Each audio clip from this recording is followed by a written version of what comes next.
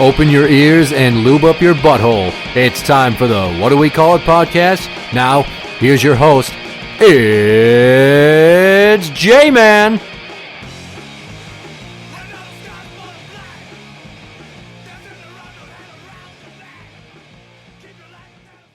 Welcome to the What Do We Call It podcast. I'm Jmann. This is Steiny.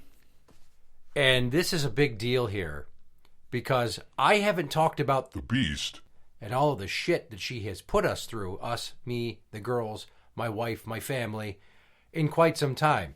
So I must preface this series of episodes with this. I was asked by my attorney to not say anything about the case while it was ongoing on the show here. What? So there are 18 months worth of happenings that I have been sitting on, and if I was smart, I would have just recorded them while they were happening with Tim and then stashed them away for a rainy day. No, I didn't do that shit, which was really fucking stupid of me. Well, it could have been therapeutic at the time, maybe. But Maybe. I mean, I belched all my guts up to anybody who listened. You, Rick, Tim, other Neil. It's funny he's other Neil in this context. He's not here right now. Yeah. Do you know how that works?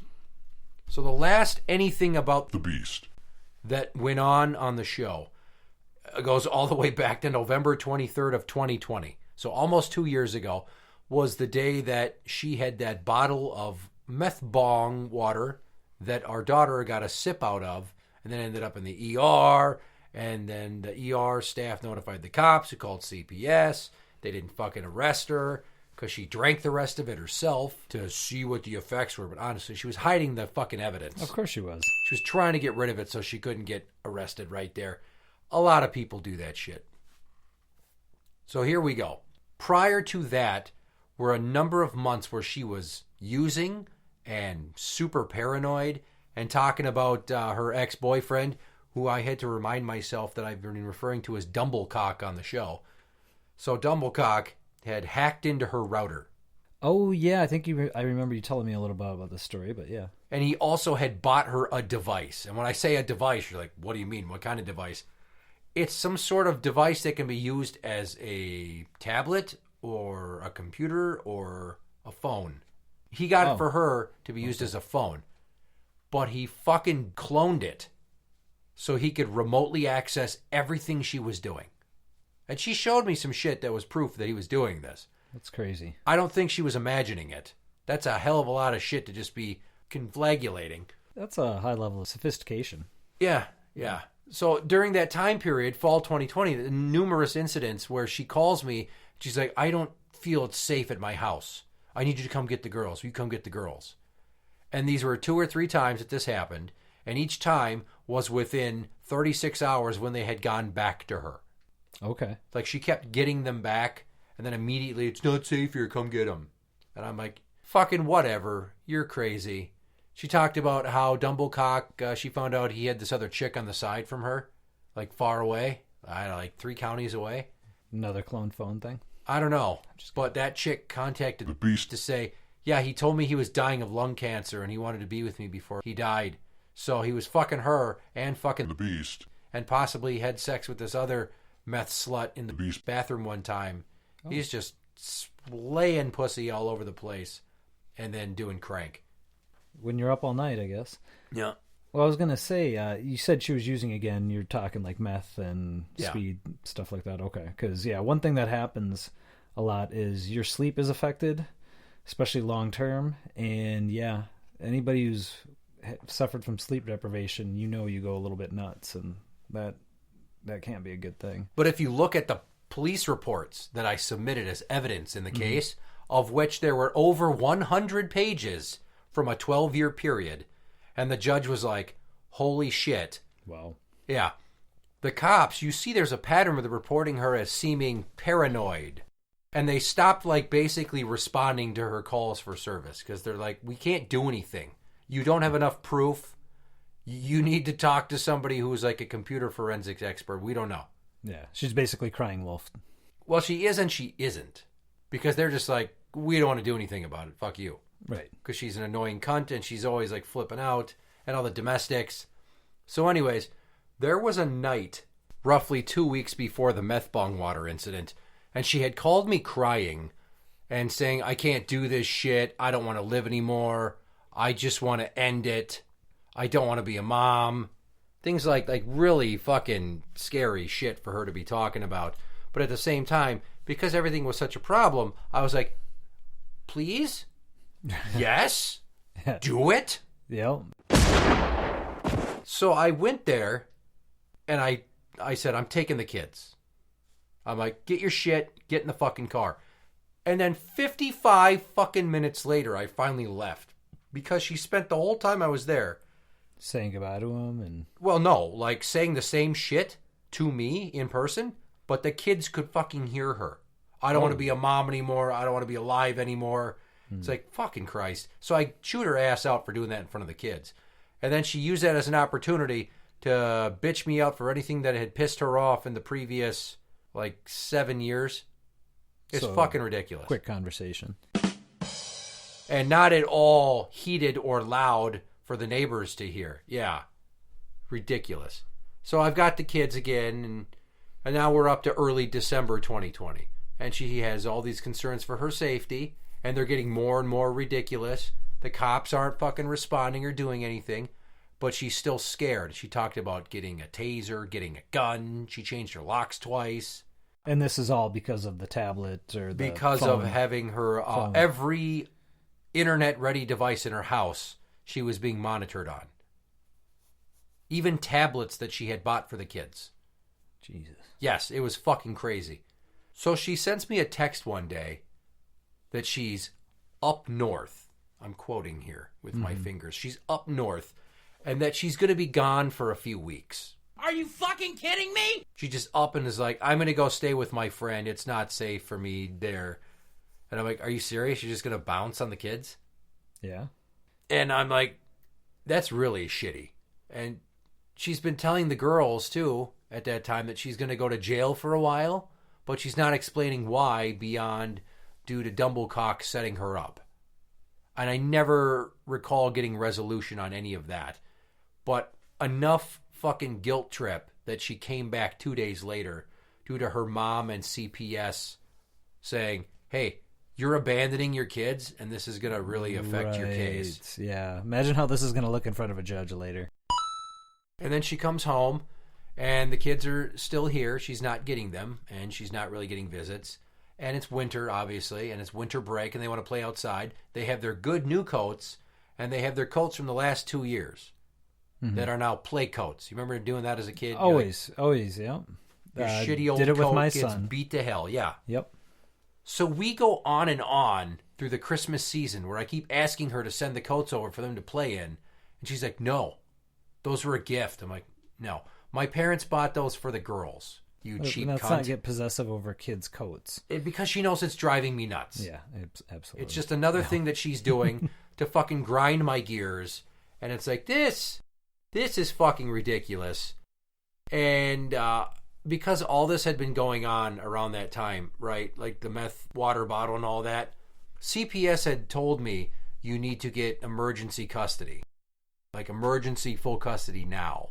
And I had to kind of sit on it while I found an attorney. Okay. Well, we had a consultation December of 2020. I fucking retained him in early January of 2021. Told him the whole thing. He's like, holy shit. Obviously. He's going, ooh, this is a slam dunk, right? But she still kept coming more unglued. Because the first part of January 2021, CPS told her that she needed to go in for a psych eval due to continued obsessive thoughts of suicide and paranoia about being hurt by Dumblecock. Oh, okay. Like, and I told her, I'm like, you need to fucking go in. Right. I mean, at this point, they're thinking she's going to cause herself harm. Yeah, but here's the thing. She wouldn't go in. And they couldn't force her to go in. No, you can't. And because if you recall back in June of 2020 when this all really kicked off, she surrendered the girls to me before CPS could say, hand them over. Sure. So it's a voluntary case, so to speak. Air quotes again. Yeah. And the problem with her going in for a psych eval is that she self-reports and she doesn't list anybody down as a collateral contact to kind of be like, hey, here's what's really going on. Oh, yeah. Nobody to check up. She's sugarcoating shit like crazy. And it was around that time that our CPS gal goes out on maternity leave to have her baby. And I was like, uh-oh. How dare her? Right. Like, God, you dirty bitch. Why you got to go poop that kid out now? So this CPS lady was good because she was younger and she was holding the beast accountable. And I hate to use the phrase, she was on my side, but she clearly saw me as the stable parent who was logical, and she had no problem with any of the residual, unresolved anger that I had from all the years of abuse and mind games and bullshit. Well, she saw the situation for what it was, right? I mean, let's be honest. Yeah. So then we got a new one, and that didn't go so good because the first time I talked to her on the phone, I was kind of giving her some background. She's like, you sound really angry. I'm like, shouldn't I be? I mean, I'm a multiple-time victim of domestic assault. I've dealt with her for, 10 years of this substance abuse while being a mom shit. Right. And she's like, maybe you should talk to someone. I'm like, what is that going to do? I can go sit there and pay somebody while I sit in a chair in their office and discuss my feelings, but if she's going to continue to be a kooky schizo cunt, it's not going to help the situation whatsoever. Right. It just helps me get over it. It doesn't change how she's messed up.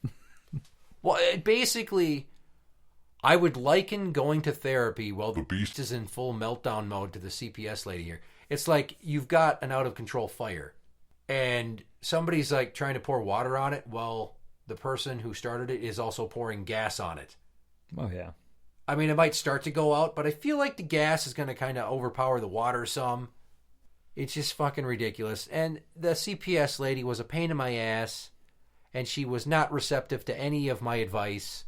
She's like, I'm trying to reunite her with the kids. I'm not taking sides. I'm supposed to work with her, not against her. Wait a minute. I thought she's supposed to be working for the kids, not working for the mom. It's all about reunification. If that's what's best for the kids. Let's do our job. And there was one instance where she's on the phone with me, and I'm like, you're not going to hold her accountable? She's like, well, you're no angel either. And I'm like, fuck you. Whoa. That is a little out of hand. And I basically said, if this is how it's going to be between you and I, where I come to you for advice and updates, and you basically throw shit in my face, I can't work with you. So let your boss know that I'd like to speak with them. Okay. And did you speak to the supervisor then? I did, and she was like, well, she's been in this industry for like 25 years, and she's really good. I'm like, she might be really good in general, but I'm telling you that she's more concerned that I'm pissed at all the shit I've had to put up with than any of what's going on right now because we're supposed to build up my ex, which just seems fucking antithetical to reason. Like, she needs to build herself up. We don't need to prop this bitch up. That's enabling. So once I said I wasn't going to deal with the lady, my wife took over. And they were talking, which in the long run stressed my wife out because she had to deal with it and she didn't want to. Yep. But I just couldn't. I couldn't fucking handle somebody that I'm like, I'm asking her to send over coats for the kids. She doesn't send the clothes back they go over there in. It's a nightmare that she does all this stuff, and you guys are all like, well, we got to get her clean. I'm like, you also need to address her myriad issues with her mental health, and she clearly has a personality disorder.